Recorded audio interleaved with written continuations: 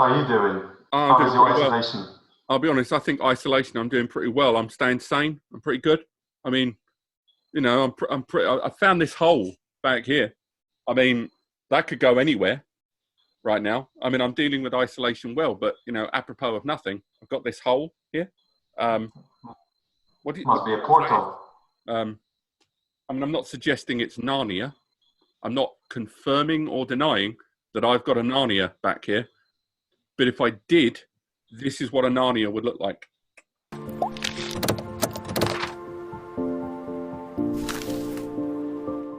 Hello and welcome back. We're continuing our look at the brand new Synologies, and we're comparing the two brand new 2-bays that are coming very, very soon.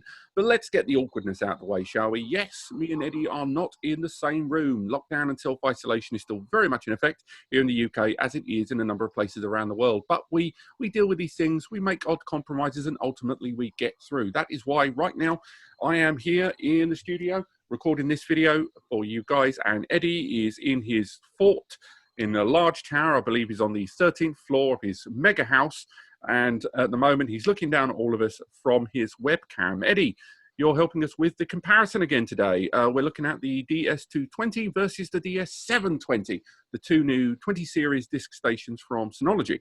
Which one are you representing today? I'll pick 220 plus. Interesting choice, given that the 720 is definitely the better one, but let's roll the dice. So I don't know if you guys are aware, these are the two new Synologies that have just been announced officially. There's press releases and the works, and we hope to see them within the next 2 months. I do think we are going to see them before the end of the summer, you know, given the convention of these things. But right now, because they're two bays, and a lot of you consider 2-bays to be a great jumping point in the field of network attached storage, a lot of you are trying to decide between them. These are actually two quite distinct NASs this time around. Previous iterations of the 2-bay and the expandable 2-bay series have actually been very, very similar indeed. But these two have gone in two very branched areas, and we do think the price tags are probably going to be very reflective of that. So choosing between them might not be as straightforward as you might think if you're new to this area. So Eddie, why should someone choose the DS220 Plus when these NASs arrive? Oh, there are so many things. On the hardware side, they made a few significant improvements, like DDR4, which is faster run. They got new CPU, which is like 20–30% faster. They got new graphics chip, 600 Intel series. They have removed the eSATA port, unfortunately, but it's fine if you don't want to expand. You do 2 LAN though. 2 LAN. Can't argue with that. And yeah, I didn't mention 2 LAN. This is something new. They never had on the 2-bay normal, like non-expandable model 2 LAN ports. So this is the first time they did that, because they probably heard you moaning about not having 2.5 gigs or 10 gigs on the board. And moaning? I wasn't moaning. I was critiquing with feedback. That's what they call it. They don't. They don't. So they added another gigabit line. So now you've got 2 gigabit if you set it up properly, either load balancing or link aggregation. It's up to you. Either 2 lines or one bigger tunnel. So you got that. So it's the performance is now very similar, like 718 used to have. Obviously, it doesn't have 4 cores, but even though it has 2 cores, those 2 cores are now more powerful. You've got more power on each of the cores, so you can do more things. So you can do things like virtualization and be a little bit of Docker stations and little bit more of Plex, more serial streams being transcoded or streamed. So yeah, it's a significant improvement on 220 plus 220. But that's the thing, when you talk about the 220 plus, you're right, it is, I would argue, a significant jump over the 218 plus, certainly in a number of key ways. But in terms of the 220 plus versus the 720 plus, I do think the 720 plus just gives you so much more. I mean, chances are, although we don't know the prices of these two NASs right now, the 220 plus is probably going to arrive somewhere around 250, 270, maybe. That's what it's going to arrive without your local tax. Whereas the 720 is probably going to arrive around 330 to 350. So yes, there's going to be a price difference there of around 70 to 100 pounds, give or take. But the fact still remains that that extra money, the 720 in terms of hardware alone, we've got that newer Gen 4-core CPU, and that CPU is a much higher benchmark. CPU benchmark rated at well over 3,000, with your CPU being rated somewhere around 1,800. In terms of memory, they both do arrive with DDR4 memory, so there's no kind of advantage inherently between them, both upgradable to 6 gig. Weird, don't even get me started on that. And they both arrive with 2 GBE. But for me, the fact still remains that its expandability is key, and that additional 2 more cores CPU is just giving you more for your money. But I haven't even gotten to the big thing, NVMe SSD cache. The 720 has got 2 SSD bays built into the base, something I would have expected QNAP or Asus Store to do. That is very much their arena. I never thought Synology would go to the trouble of having a 2-bay of hard drives with 2 bays of SSD. Yes, they're only available for caching, which is a bit of a bummer, if I'm honest. We'll save that for another video. But the 720 is giving you so much hardware there. And I mean, that the way that translates over to the software side is going to be very, very interesting, because would you agree that both of these devices are going to run the same software? Yes, it will. So all the individual apps, I mean, it will run chat, it will run surveillance, it will run all the different media applications, it will run Plex, it will run surveillance, it will run active backup, it will run virtualization. But you're going to be able to do more of all of those applications on the 720, surely. Yes, 720 will benefit more from this caching rather than 218, but because of the CPU and the power we've got. Because 218 is, even though you could do these virtual machines or docking stations, Dockers, but the thing is, caching is not going to help you much, because this is just sort of beginner's level. It's something you can learn a little bit of virtualization, but you can't take it seriously. Whereas 718 is something where caching will help you for virtual machines, or it's going to help you for your web server, email server, or whatever server you're running. 218 still remains more like a home NAS, small business NAS, which it doesn't really need caching, because caching wouldn't help you with things like transcoding and things. That's more like for business sort of side of functionality. I mean, again, just for the viewers at home, I know you're going to keep saying 218 plus when you mean 220. And yes. Again, we've been doing that all week in our respective offices, and take my word for it, it has led to some messed up and very convoluted emails. So bear with us on that one. This is all new information. But you talk about transcoding and actions like that. If you're looking for a Plex media server, I mean, I think we can both agree that the 720 would be the better Plex media server. But the real question is, how much better?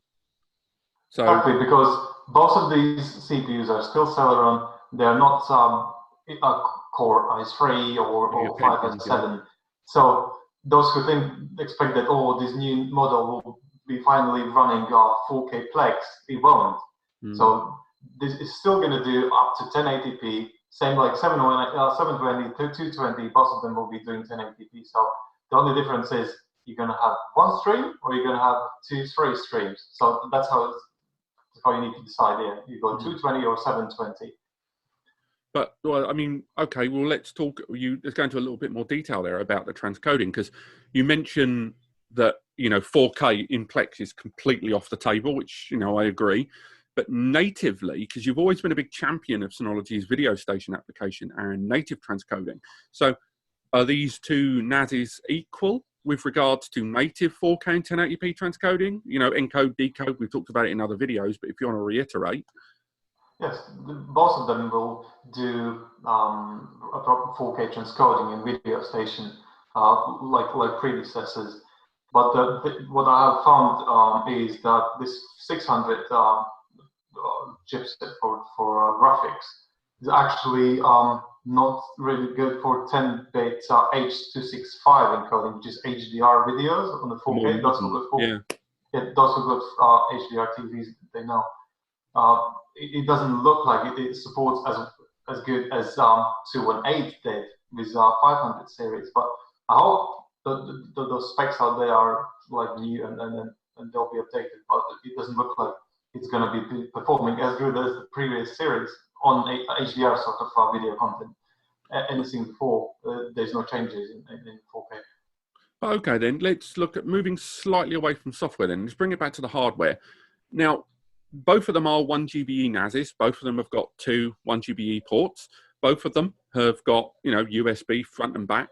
But the SSD caching side of things, with DSM7 on the horizon, and I say horizon towards the end of the year, with its improved caching algorithms and the way it's going to work there in the background to get you an increased performance, which if you're going to take advantage of things like Drive and its file on demand, kind of pinning and stuff like that, that they're bringing over to the Mac platform too, that's going to be quite a useful club to have in your bag. And if, for example, if DSM7 allowed users to utilize those SSDs as raw storage, and that's highly unlikely, it's not really something Synology have ever entertained, but would that change your mind towards the 720, or would you stick with the 220?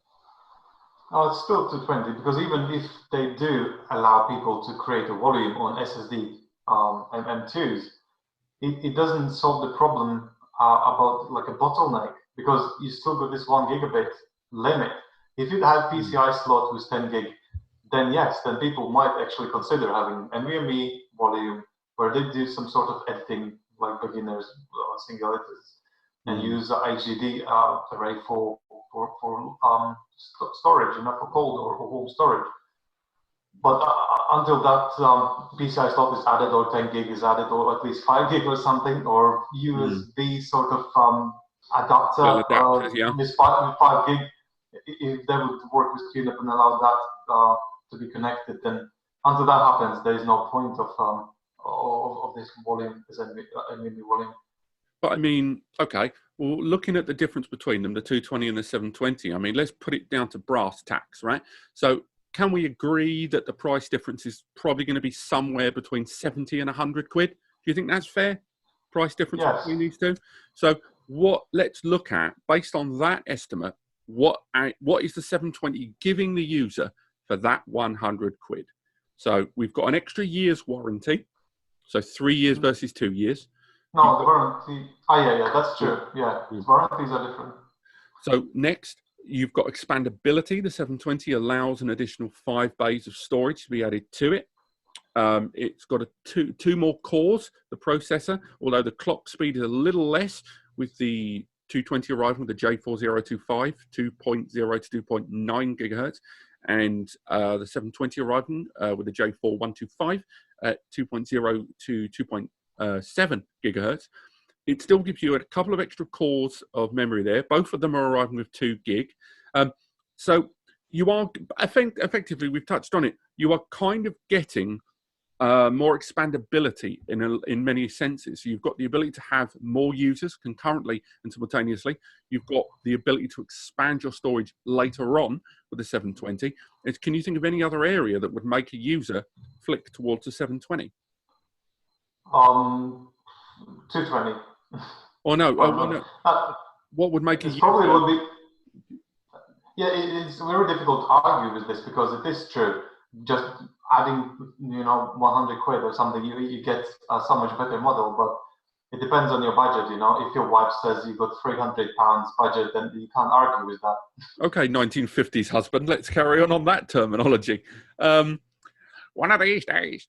No, just moving forward, it's the SSD caching alone. I think that capability justifies a lot of that price difference. I mean, when we were filming right now we're filming this Saturday morning here in sunny England-ish. You can tell from that weird little hole behind me.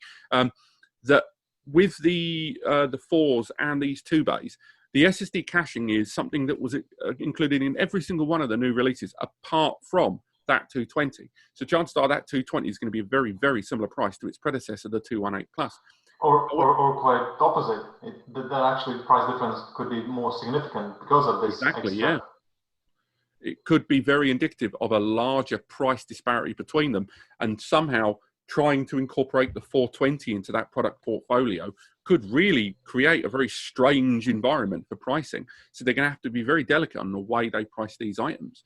But with the added kind of performance and hardware benefits built into the 720, a lot of users might be upgrading into the 720 after the 2.1, because the 220, would you agree, is almost too similar to the 218 to justify it as a purchase? Similar. It's not that similar. It's actually much better than 218. But is it different enough that if you purchase the 218 at launch at the end of 2017, that upgrading from the 218 to the 220 is justifiable, or should they just skip and go straight to the 720? Honestly, if you don't think you need this extra LAN port, you probably wouldn't feel a difference then. Because if you are confident on working on Wi-Fi or 1 gigabit already, then this extra CPU, what you get in 220 series, is not going to give you any boost at all. And the videos, what you're streaming already, there's not going to be much difference if it's not going to even be worse. So yes, if you compare 218 and 220, if you're thinking about buying now or waiting, I would get to 218 plus now if I didn't need this extra LAN port. I mean, look at that price difference. Again, if we're still going to dance around that figure of 70 to 100 pounds, that could make a huge difference to the price of the drives you're putting inside. I mean, we've already touched on in the other videos that all of the new gen support those Seagate Iron Walls, those 16 TB drives, massive hard drives, you know. So in a 2-bay, you're talking 32 terabytes raw. And obviously when you incorporate a RAID 1, which you almost certainly will on a device like this, you're going to have a potential 16 terabytes to play with. But in the 220, because of that saving of 100 quid, you can add 2, maybe even 3 terabytes to your overall storage. How much is a 4 TB drive these days? A 4 TB drive is about between 35 and 50 quid, depending on the brand you go for. So you can really maximize your capacity here with that price difference. So that's one of the only reasons that I would choose the 220 for me personally over the 720, because that potential price difference could give me a lot more longevity in terms of storage. The 720, if I wanted to go down that route, I've got to go down the expansion, buy a 517, so that's like 350 to 450, quid down the drain already. So that's one of the only reasons I would consider the 220 really, and just in terms of raw capacity, because it is a very, very good NAS, and definitely better than its predecessor, the 218 right now, and we don't know the prices yet. But that's one of the only reasons that I would jump off my pedestal and go down to the 220 for me. What would be the reason for you to go for the 720 over the 220? eSATA port, yes. So you can either expand or connect your eSATA drives if you have any. Caching, yes. So I could do run some sort of server website or something, or database server. I think these things do help. No, sorry, carry on. Yeah, and you can expand to 9 bays if you want to. So you can have RAID 5 if you want. I mean, if you're watching this and you're kind of the only user accessing this device, even if you've got 3 or 4 devices being utilized, mobile, smart TV, laptop over there, if you're still only one user, you're going to really have to push the 720 in some way to get extra bang for your buck. You're completely correct. I mean, camera-wise, I believe the 220 supports 20 to 25 cameras, with the 720 supporting 40 cameras. You can still run a VM in a lesser capacity on the 2020. You've got your BTRS file system, so a lot of the snapshots are going to be done a lot, quicker, with less of an impact on the background of the device with BTRFS. You've got Synology Hybrid RAID, so even as a 2-bay, swapping out and putting bigger drives as time wears on isn't going to be too difficult. So if you're a solo user, the disparity between the 220 and the 720, you're right, is somewhat unnecessary. But if there's more than 2 or 3 people interacting with a NAS, I do think the 720 is just a safer bet overall. Just divide the price difference between those users. Sorry, carry on. Yeah, because when you start using NAS and finding out that there is this Office and Moments and all these beautiful apps you can have, you just start like installing app by app. Same like when you're getting a new phone. Yeah. And with 220 or 218, you would very early hit the wall with like limitations, like you run out of RAM or you run out of performance and stuff like that. Whereas 718 will let you go further and keep installing those apps and servers and run them in the background. No, overall, I think I still prefer the 720 over the two of them, and I do think it's probably, of all the NASs that have been released in this new wave, the 220, 724, 2920, the 720 is the one that's taken the biggest leap of all of them. I do think it's the one that's evolved. 2 bay was only a mid cache. And I do that's the first 2 bay. I think that 720 is going to be the most popular. And towards the end of this year, there's going to be, I mean, again, a lot of this hasn't been fully announced, although we have alluded to it on NAS Compares. There's going to be, obviously, the new generation of QNAPs that we're going to talk about in some comparison with the 53D, which utilize the same hardware. TerraMaster, I've got the new F2422 in development. That is a 2 bay with 10 GBE built into it. There's a new Acer store on the horizon as well. So all the other brands are moving forward, and one consistent thread between all of them is external LAN improvements. And it's the one thing that Synology has seemingly not included in their array. So as much as I love the 720 right now, and I genuinely do, it's my favorite of these four, it's going to be very interesting to see where it sits 6 months from now towards the end of this year, because it will have been released, it will be out there, it'll be in circulation, but it'll be very interesting to see how this Ethernet kind of spread out across all of our network devices does pan out. But apart from that, this has been the 220 Plus versus the 720 Plus. Ed, did I miss anything? Probably not. Wow, honestly, the confidence is just startlingly, it's fantastic.